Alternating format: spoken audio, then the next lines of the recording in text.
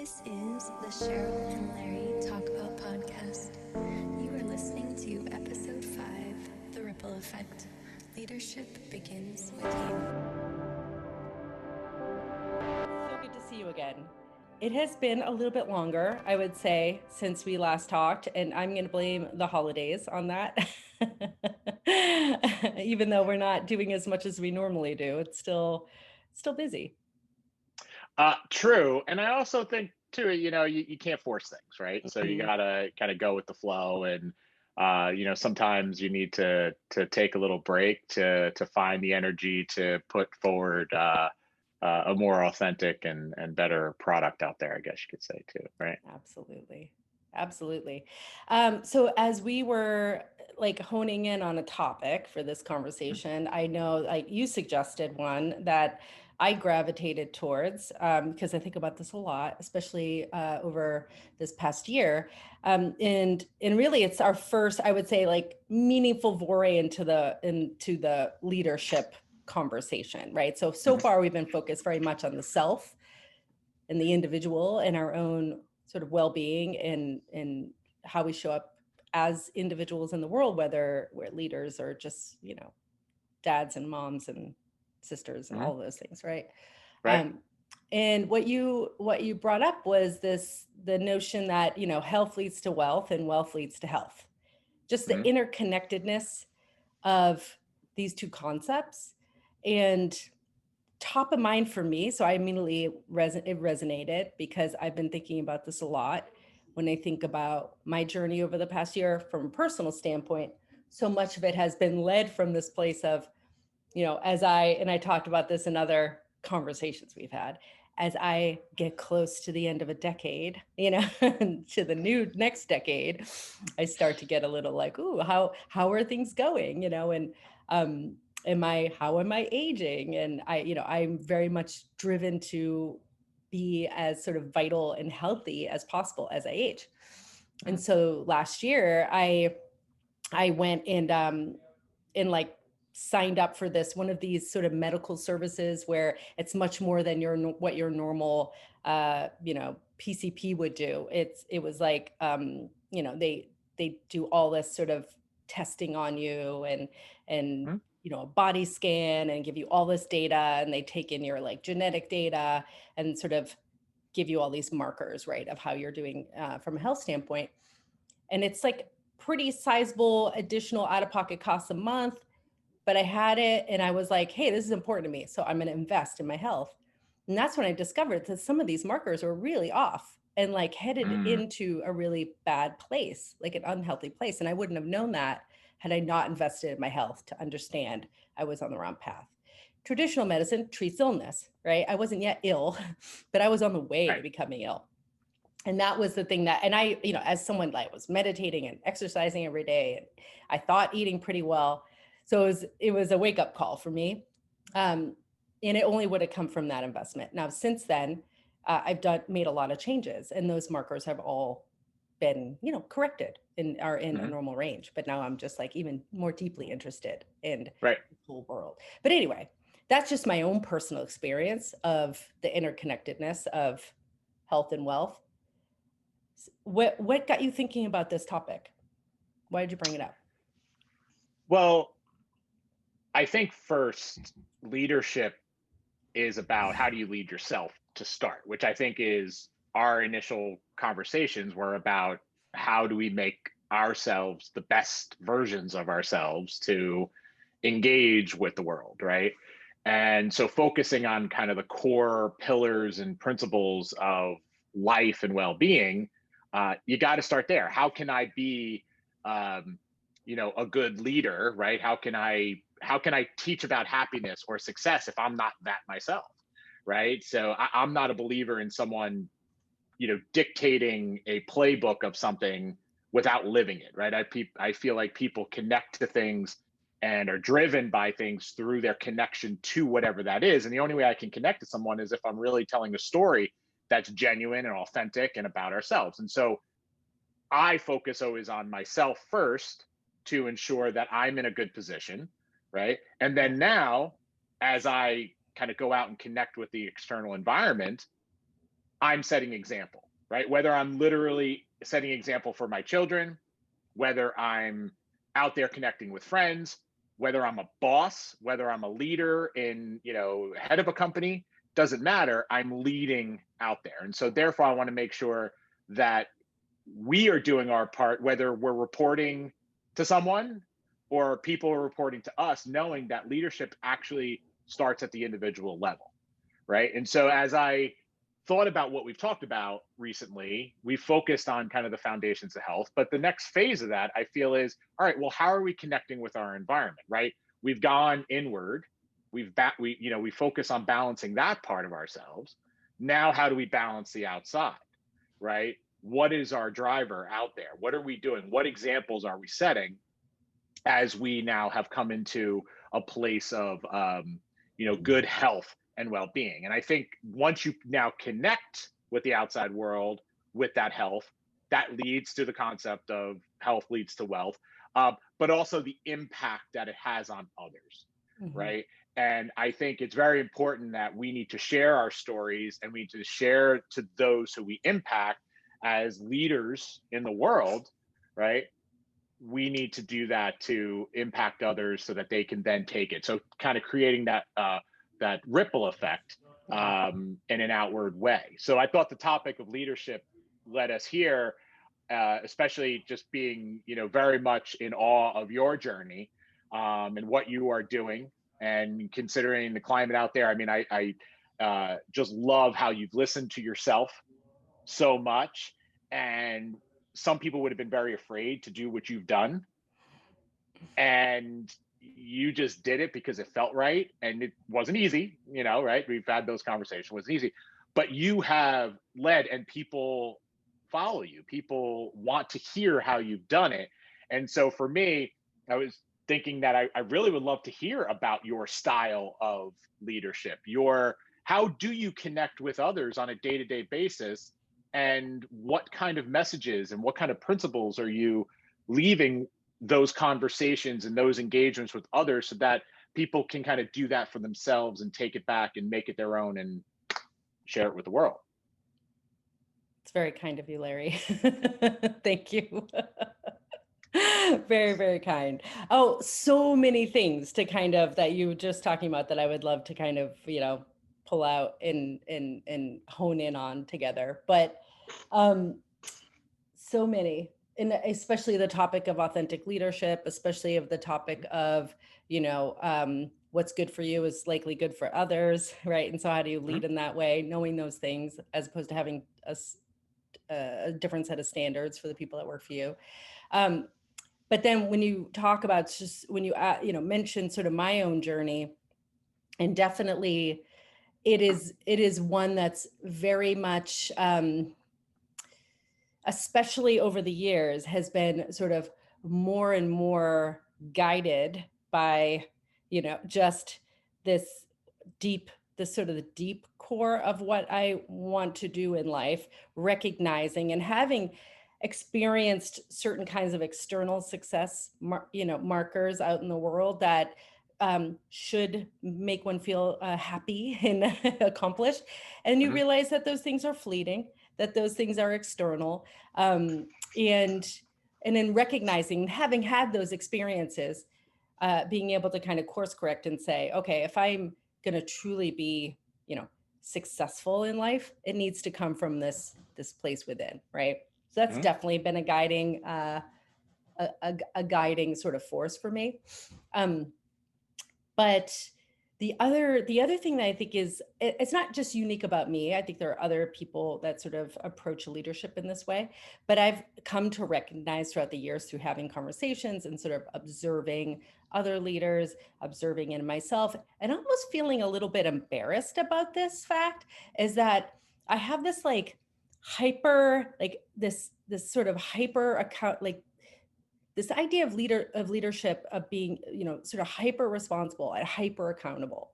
So if you are at the top of an organization or at the top of the department, you are accountable and responsible for the output of that organization, for the well-being, to use a phrase, of that organization, Right. way down to every individual. So because I've always had this feeling that if someone on my team fails, and I'm not talking about like the fail to learn kind of fail, but really fails, like just doesn't show up in the way you need them to show up. And maybe you would have to let this person go. In my opinion, it's I made a bad hire, or I haven't been coaching them in the way they need to be coached, or I haven't gotten them the mentor that they need, or I haven't made sure they have the training that they need. I take personal responsibility for that failure, right? And Mhm. it's okay. It's like, okay, we made a mistake. How do we learn? What did you need? How did I fail you? Or were you in over your head? And it's a rare occasion out in the world, from my experience, that someone misrepresents themselves, or there's some kind of nefarious thing that's going on that gets you into this situation. It's almost always it you know it it's a complex world we live in, and sometimes we Mhm. can face something new and challenging and work our way through it and come out the other end, and sometimes we can't. And acknowledging that doesn't make us bad people, just a bad situation, and then moving on, right? Mhm. And how do we move on with dignity and humanity in those moments? But to me, so if you come at this with this, if you come at leadership with this notion that I'm responsible, Mhm. like for me, that the role of leader has been one that I am in a constant learning growth mindset mode. Constant. How do I Mhm. get better at this? And when I look at this past year especially, I happen to not be in a formal leadership role over the past year. I was advising, coaching, consulting. I was supporting leaders, and I feel for what people had to go through with this past year. If you approach leadership with this belief of accountability and responsibility, going through a major worldwide pandemic, going through civil unrest and everything that was happening around, racism and especially structural racism in our institutions, right? That's a lot. That's a big burden. Mhm. And I know, even as in my role, feeling that the weight of that, and feeling for my friends and colleagues that were accountable and responsible for large groups of people who were suffering. And how do Right. you do that, right, with grace and dignity? And because that's it, like, to me, if everything's going great and the times are good, like, you can work hard and play hard, and everything's going to be fine, right? Like, I've definitely had those days, those sort of heady Mhm. days when everything's just up and to the right and you're having tons of fun and all is well. But when times are tough, whether in your own organization or in the world, that doesn't work. Like, that's when we need every ounce of our sort of capabilities in the ready to be able to meet the challenge in front of us. And that's when I know how important well-being is, fundamentally. Mhm. Like, if we're going to show up and be able to show up in these very challenging times, we definitely have, hopefully had a good night's sleep, Mhm. um, hopefully have gotten a workout in, which I did this morning, and I'm still a little bit like perspiring from my run that I just finished. I think that plus the coffee is a bad combination. But I feel great because I have that, when you just get done your run in the morning, it's wonderful. Right. But like, I know that for a fact, that those days where I didn't have a good night's sleep, or maybe I decided to, have a few drinks at a dinner, or et cetera, I wake up the next day and I'm not at my best. I'm on edge, and if Mhm. someone says something that is maybe, that is annoying or whatever, I might snap, or, there's a lot of ways that I'm not my best self in those moments, that Right. you just amplify that across every leader and every organization, and then with the weight of what's been happening in this past year. And it's so evident and important that focusing on the well-being of and the vitality of ourselves and our organizations is of critical importance for companies. Mhm. Okay, I've talked a lot, so. And a lot of wisdom in there. And the two things that I heard, key themes, I guess, from what you just said, was authenticity Mhm. and discipline. Right. I think that, uh, people have a choice when they decide to lead, right? Especially if they're managing people, right? Yeah. Let's take out the, being a friend and social leadership and all that kind of stuff. Let's talk about just employees. Um, you could go get a course on management, and then you're going to have all the HR stuff coming in at you too. They're going to tell you, don't do anything, don't say anything, don't speak your mind, don't connect to anybody at all, right? And those leaders, I don't think were set up for success for what transpired this year, Yeah, right? absolutely. Because being in a leadership role in a company, if you're an owner of a company, you're a C-suite executive, you're senior management, I mean, any level really, but the higher level up of responsibility that you have that affect the bottom line of the organization, right? You now were presented a position where a company's vibrancy, it's being alive or dead or going to bankruptcy, could have been on the brink Yeah. in those moments. So how are you when people are hurting mentally, physically, emotionally, spiritually, all over the place? Like, every person has their own thoughts, beliefs, all that stuff could have been hitting nerves like you wouldn't believe. How are you supposed to rally your troops to do something in that time to get people to hunker down and work and focus and do those things? How are you supposed to do that if you haven't been authentic? So all that Yeah. work lead up, right? For you to sit down with someone who's, struggling a little bit or whatever, and trying to get them to double down. Well, guess what you're going to get in response when you try to do that then? Insensitivity. You're not, you're cold hearted, like HR violate, like you're going to have things Yeah. like, how could you be so? So what happens is now people start to get more angry. Now they're focused on you. And now what is happening? So all the effort prior to the pandemic is where you would either shine or not shine in those scenarios, right? Yeah. How everyone perceives you, if you're considered authentic, if you're considered someone who cares, then having that conversation, people ain't going to go there, Yeah. right? The majority of them, right? You still might have people who might get triggered and this, that, and the other, and feel it. And listen, that's what happens. But It is, people who yeah, you've con- it's a challenging space, and I have thoughts right, about that, but yes. right. But if you're sitting in a, you know, Larry and Cheryl are very caring individuals. They care about me at the Mhm. end of the day just as much as they care about the job and the company that they have. When you sit down and have that conversation to say, hey, we need to hunker down, we need to double down on our discipline, use the work as a distraction. I mean, all good advice type things, as well as needs, right? I mean, the company could have a major issue. People are going to accept that and be willing to do that if you have set that standard, right? And so for me, when I look at, discipline in that space, right, being disciplined to handle your health in a proper way, you also put yourself in a position when you are leading and you need to lead and you need to be on.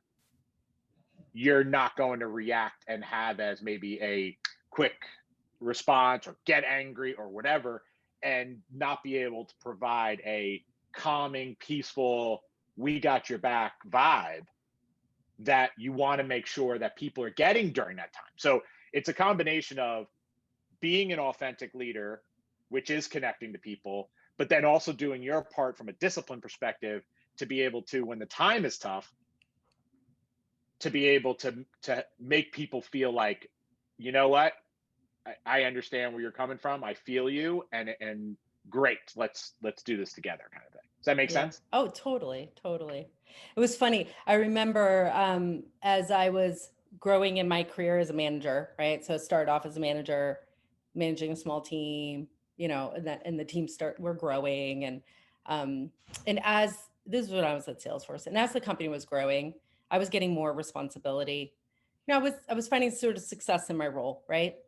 And and when I think about it from a management standpoint, because this was, I would see it. I would see it in how I connected with the people that work for me, and I would see it how others managed. And it's very much, there are schools of thought in this world, right? Mhm. And I firmly am in one school, and unabashedly, and and it's just the way I choose to approach life. I think, Right. people over profits is definitely, basically, I believe you can have both, right? And I do think they're intertwined. So I think it's a false choice to say, that you sacrifice one from the other. I think the better Mhm. you treat your team, the more successful you'll be as a company, and in a meaningful way, and through the hard times and the good times, as we were saying. But I genuinely care about people. Like, I just genuinely do, right? And it's not Mhm. fake. And people can see right through the fake. They can Yes. see it. And I've sat and seen leaders talk. And that's the thing, right? That's what you saw so many people, sort of the mistakes of the past year were just leaders standing up, and it was like they're reciting from the document the PR team wrote for them. And it was just not authentic and not real, and employees see that. And that's the worst thing you can do, because ultimately what we're talking about is engagement, right? It's like, do you bring your full self and energy to the role that you're doing? And so when you think about what happened with the pandemic, I saw so many just amazing examples of individuals and companies pivoting, saying, okay, this sucks. This is like, we're going to go under unless we figure out a path forward. Right. And it took creativity, it took innovation, it took energy. It, and when you think about your own experience, and I'm sure anyone listening, if they, I froze in a really funny way. I'm seeing that and I'm like, oh, poor That's good. Cheryl. Hey, you know what? I'm There we cool. are. We're You're going to back. leave that, because that's authenticity. Capturing that moment. These days, it all flies. Like the kids run around behind you, like you name it. Right. Um, so it takes like this immense amount of energy and engagement. And for yourself, like if you're stressed out, burnt out, feeling underappreciated, tired, all of these things, are you afraid? Like, are you going to bring that energy, creativity, and innovation to help the company pivot? Right. No, you're not. Likely not, right? And Right. that's probably what you've seen over the past year. Like, some of it was just so inspiring to just see, like I said, individuals, companies just really kind of pivot to Mhm. figure out a path forward. It's required heroics. So that's one thing, recognizing that you need everyone to show up with all the energy, right? So how do you, as a leader, um, think about that in a holistic way? What do they need Mhm. to show up each day, right? Are you taking care of them? And I don't see that as in a coddling. I see that as care. But Mhm. then when you're on, right? That's the expectation. But it's not even like the expectation. That's the gift. The Mhm. better you can lead, right, from that place, the more that people will bestow their gifts, and collectively as a group you'll do amazing things. So that's number one. And that's the way I look at it. So I think that, like I said, I hold myself to a high bar. I'm not always reaching it. I've definitely had plenty of failures. And I try to lean into those moments and just be like, okay, that sucks. And that was hard. And what can I learn? And how do I get better? Um, but that's always the attitude. It's like, how do I get better? So I think about that a lot. Um, and then the second, especially with this past year, because we were talking about, you were talking about this thing around, if you hadn't been investing and connecting with the people that you lead in an authentic way, and then all of a sudden the shit hits the fan, you're going to be in trouble, right? And that is hard. Like, it's hard on a good day to deal with some of the trickier aspects of like the messiness of being human, and working Mhm. together and all of this. I Yeah. get it.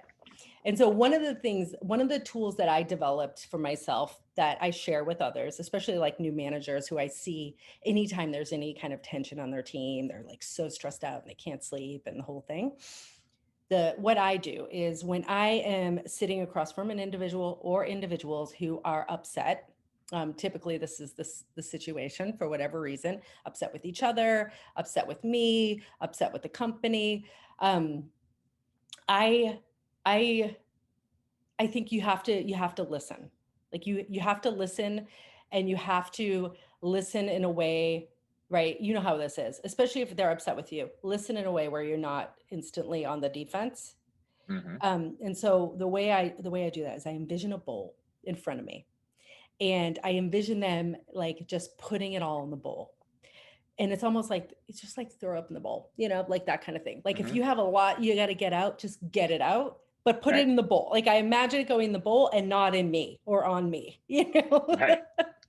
So Right. that's how I retain this sort of like, and I'll hold the bowl for you. Like I will hold that bowl for you and just like bring it on, bring it on, bring it on, bring it on. Okay, okay, okay, okay. This is your problem, and then this happened, and this. All right, it's all in the bowl. All right, how are we going to move forward? How are we going to move forward with like positivity, with a growth mindset, with constructiveness? Like you can bring a lot of problems to the table and we can put them in this bowl, but then I want, then let's figure out solutions to this. And as Mm-hmm. long as there's room for that. So I think if someone's giving you feedback, when I imagine these sort of all hands where leaders were trying to speak to all the things that were going on that past year, and just like it's tough, right? And hitting, if there's any amount of defensiveness and you're not doing this or you're not doing that, you're not going to get anywhere in that in that moment, right? Nope. If you are a wall, and it's not always easy to hear, but you got to take it in. You got to take Mm-hmm. it in, because sometimes it's just so, people need to vent. They need to vent, right? There's an element of Mm-hmm. that, and then there's an element of, all right, okay, so you're upset this thing happened 3 years ago. I can't do anything. Like then that's where I go, is like, let's break this apart, right? What can I do anything about? What can I not do anything about? If I can't do anything about, like if it happened in the past, we can't go back in time and fix that. Mm-hmm. Let's put it away. Let's Right.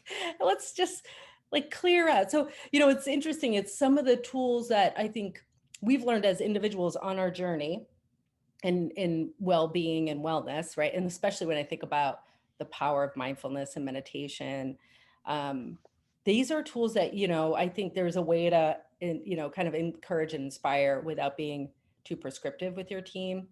Right. Building up this tool set to be able to kind of let go of these things that are just, they're like heavy weights holding you back, and that's how I've coached individuals that I work with who were holding on to these heavy weights, this like anger from something that happened a year and a half ago. And I'm like, no, clip that thing off, drop it, let's go, Right. Anyway, Yeah. it's like Yeah. wild You stuff. it's funny because this is like 2 days in a row now. Our recurring theme for me has been about the four agreements. Um, Mm, what you kind of just described to me was the four agreements. And it starts with don't take anything personal, yeah. right? So as a leader, you're like, listen, right? Listen, don't take anything personally. Get clarity around what is it that they're sharing and feeling, right? Then it's about removing, don't make assumptions, right? You're Yeah. making assumptions about situations, don't do it. Remove the assumptions from the equation, because now we're getting down to that level of transparency to get down to the root of why the person feels a certain way, or is there a problem that you didn't even realize existed, right? Yeah. And you start to remove all those assumptions, right? And then now at that moment, once it's kind of been, let out there, right? Now you have the opportunity to always do your best, to try your best, to move forward by being impeccable with your word moving forward, right? And you can then work together to try to resolve those issues. And I think one of the interesting things that as a leader you do in those moments, in the willingness to listen and not pose judgment or get defensive, Yeah. is you start to sense whether or not the individual cares or not. Because there is a type of person who complains because they're complainers. Yeah. That's how they are, right? But then you also have the people who complain who really care Yeah. and who are going to put the work in because they care to fix and resolve. So there's hope that their frustrations can be resolved and fixed, right? Mhm. So do your discipline on your end to make yourself good. Connect with people so that you have a level so you can show up to those conversations so they have hope and faith in you and their Mhm. willingness to even talk to you in that level, right? Right. And then from there, you can work together to try to get to a place where, all right, let's do this together. Yeah. and then it becomes more of a organically team thing versus the leader's got to take care of it. Now all the responsibilities on your shoulders to make all those things happen, right? Yeah. I just feel like everybody at every stage of an organization does their part for the solution at hand. Yeah. It's all there it's all required. The group, the tribe of people that you work with across the company, whether it's 1 million people that work for the company or 10, right? Every single person matters. And that, so, you're the people concept. I should have worn my people over everything t-shirt. My good friend of mine, I love it. Something New organization that he created. He's a great person, and his big thing is people over everything. And I love it. And that philosophy is 100% truth, right? It is about the people, right? It's not about it. And I know from experience with Arcus, my the company that I founded with my 2 business partners, the idea of the company starting was not with the idea of revenue first. It wasn't with the idea of, oh, we're going to build to sell, or get angel investors and get from 0 to 150 people in a year and do all that stuff. Like, there's a playbook for that. You can do that. People have mastered how to create those things, but that's not what the company was started on. That's not what we wanted to experience, right? The experience was an organic entrepreneurial journey, right? That's what it was. And knowing that our clients' success, those people, when it was just the 3 founders, their happiness, their success was going to drive the revenue of Arcus and grow Arcus, right? And so that has always been our belief from the start. And our playbook, people, if they really looked at it, would think we're not smart in how we go about doing it, because there's money left on the table, or we do things that are not necessary, but we do it because we care about the people on the other side of the table, and we're willing to invest in that. Yeah. Right. And, knock on wood, 10 years later, we're still here, so there's success, and there's a ton of success in that. Absolutely. It depends on how you define success, right? Right. For sure.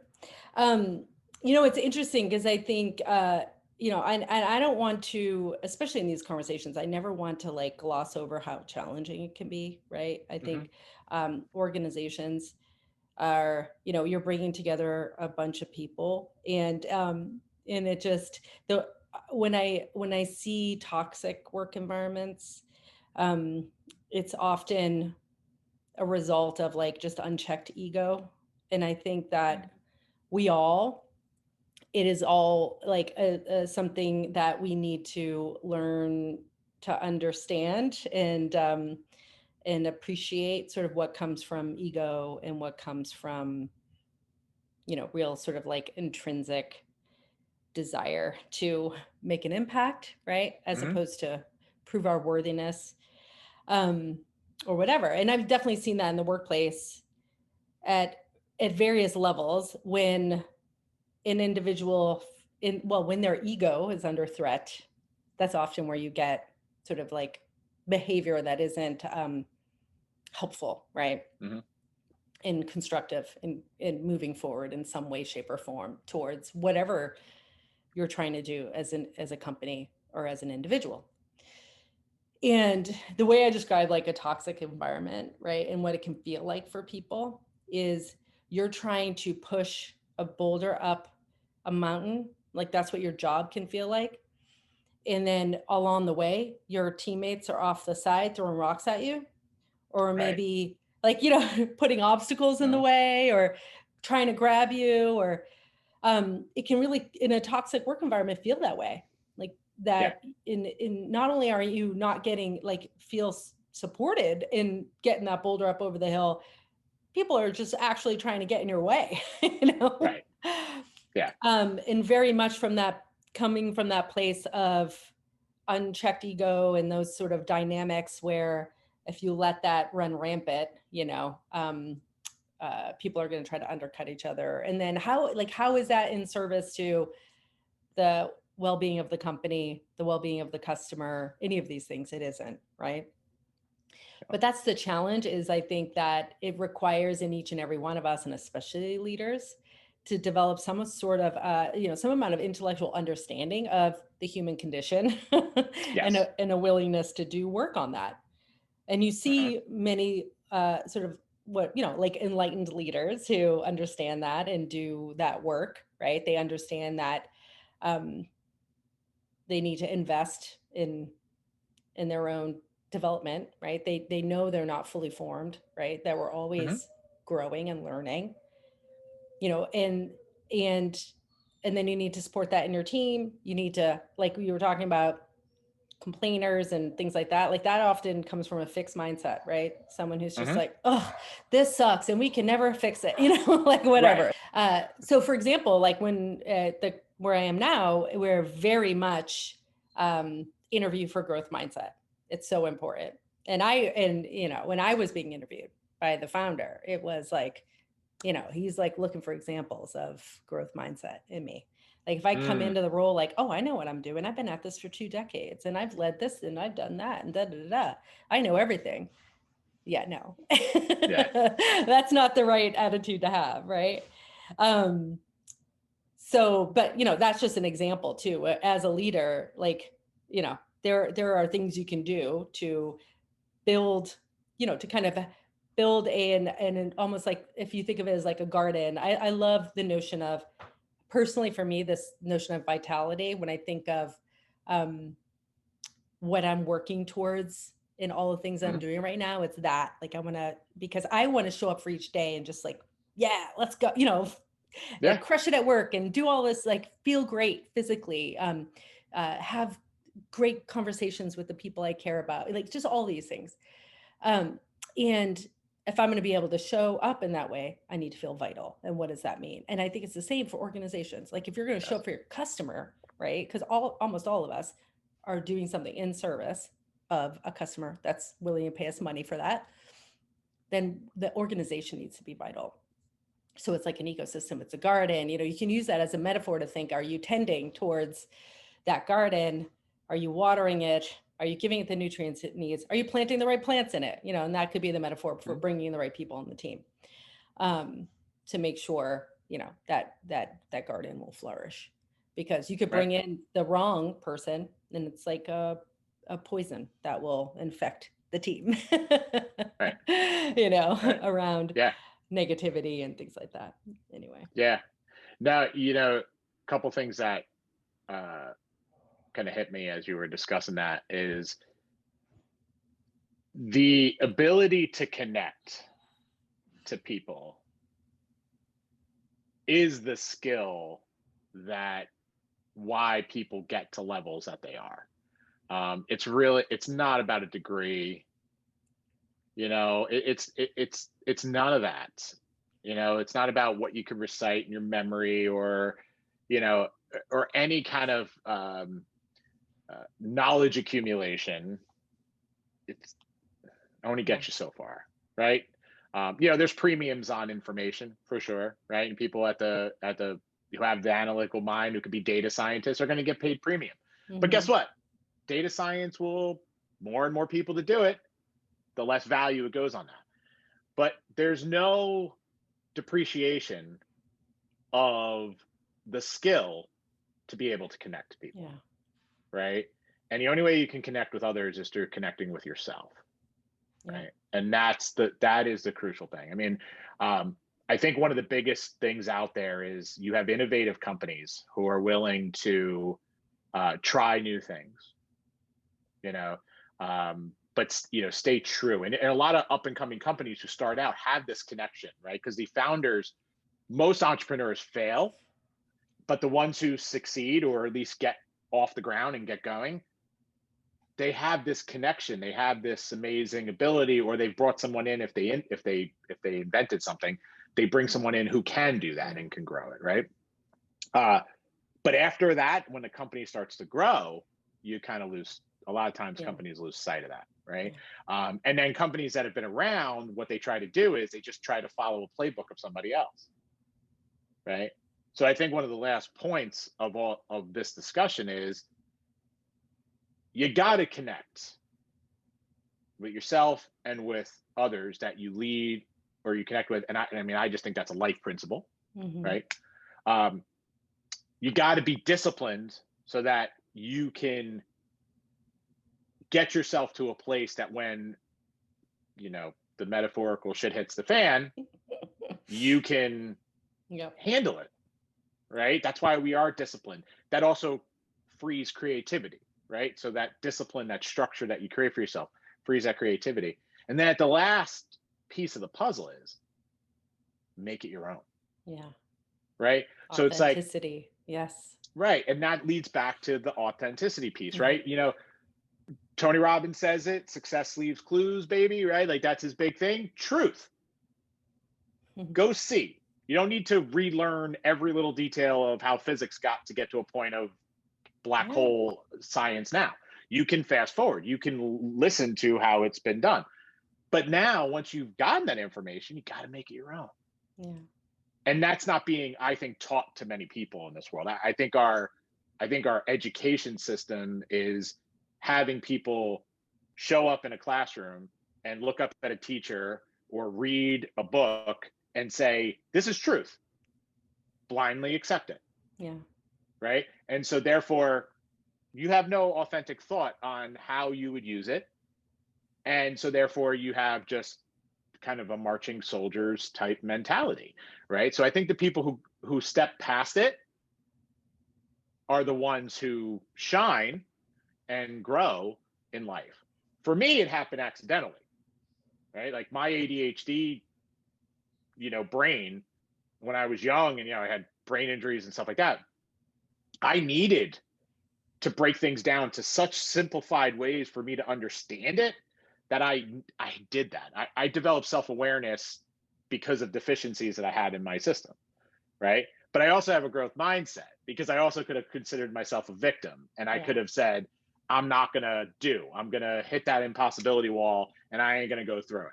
I'm gonna label myself as it's impossible. I'm a victim and I'm just gonna kind of go with the motions and I'm just gonna let the world control me in whatever way, shape, or form. Right. So I decided to persevere. I was disciplined enough to push myself through. But I think what I'm trying to say is like you gotta make everything your own. You gotta be authentic with yourself and with others. Yeah. People see through it way too easily. So don't just take a playbook from someone who's innovative in HR, right?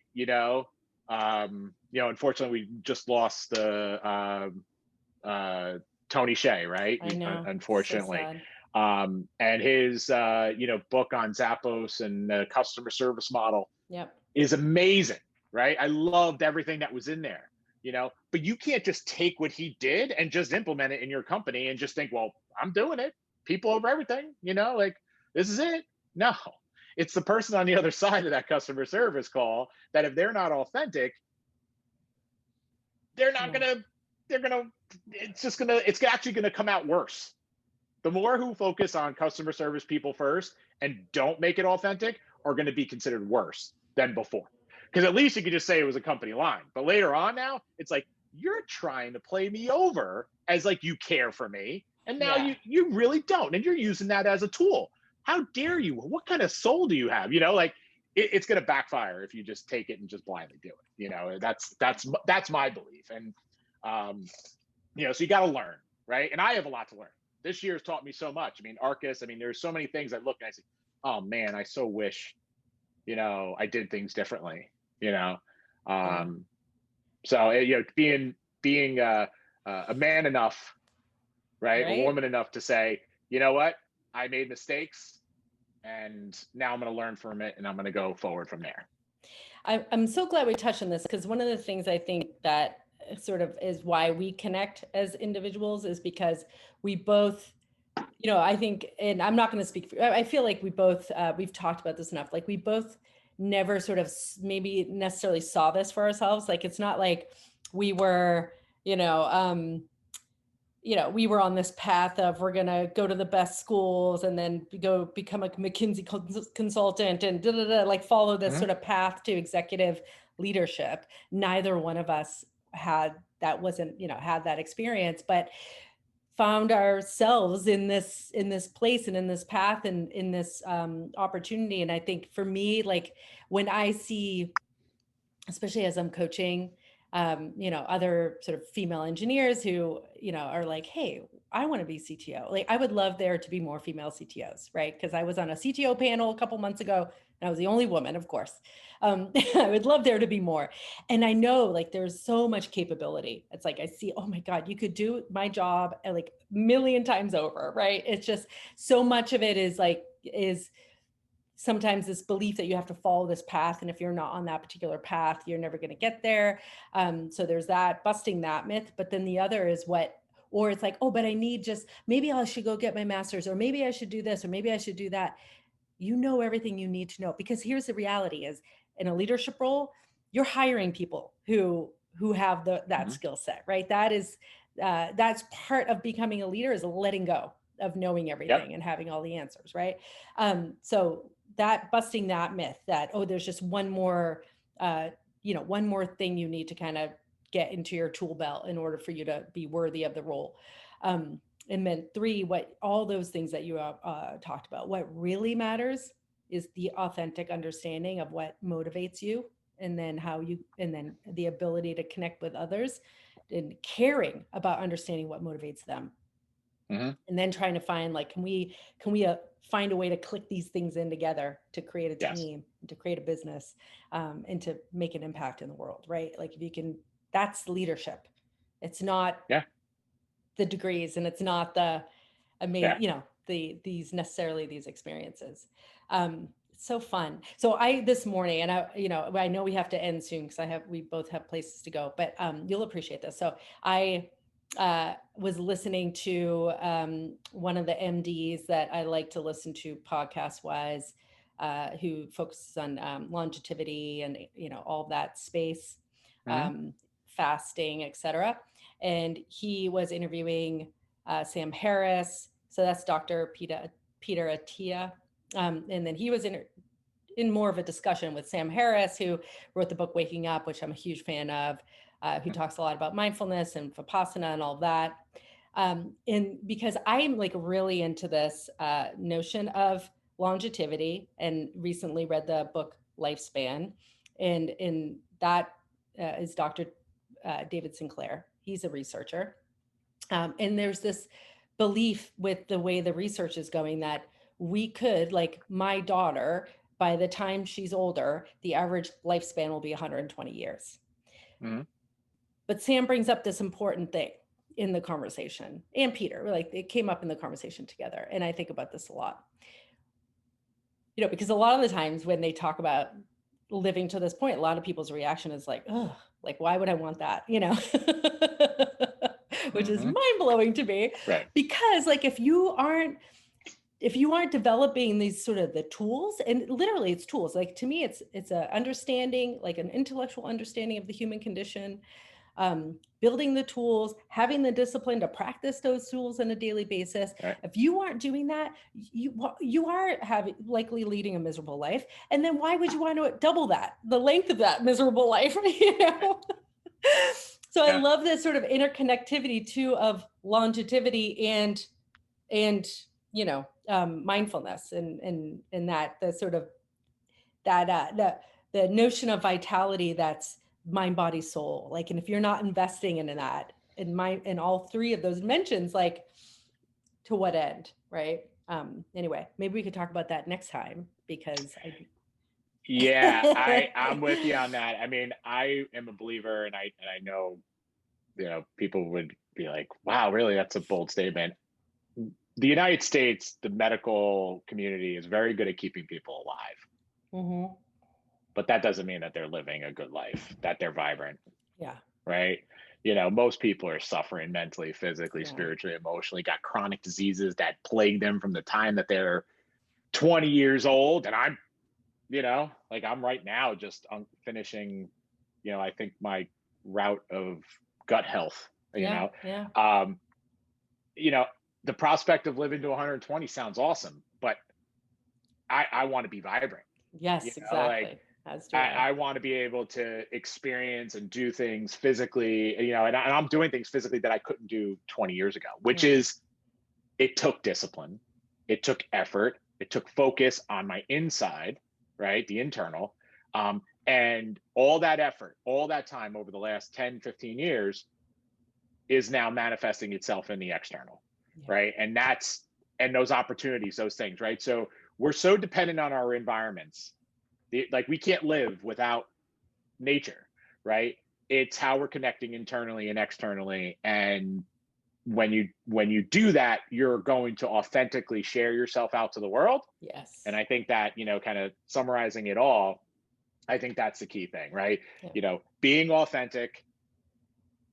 Authenticity requires discipline, right? It requires it, right? And I think at the end of the day, you got to have a growth mindset, willingness to say you're sorry, willingness to say I made a mistake, and not hold yourself so judgmental about it that it causes you to take steps back, right? You have to do that. And the last point around, you were talking about seeing more women in CTO positions and whatnot. I am 100% for that. I want to see all that stuff happen, but I want it done with women being authentic. Yes. I don't want to see, and unfortunately I've witnessed some things that I don't like seeing, which is, women changing who they are to find this power money thing level, and it ain't them.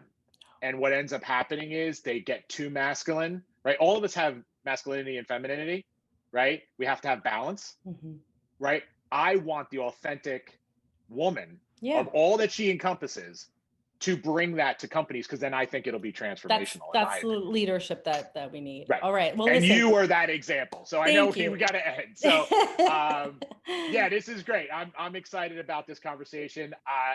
Please give us ideas for further stuff.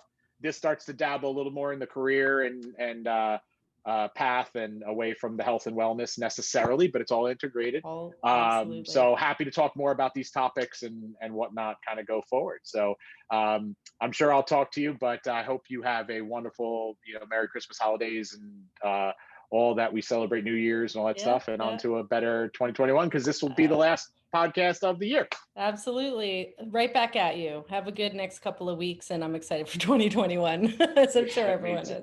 All right. See you soon, Larry. Cheryl. Be well. Bye.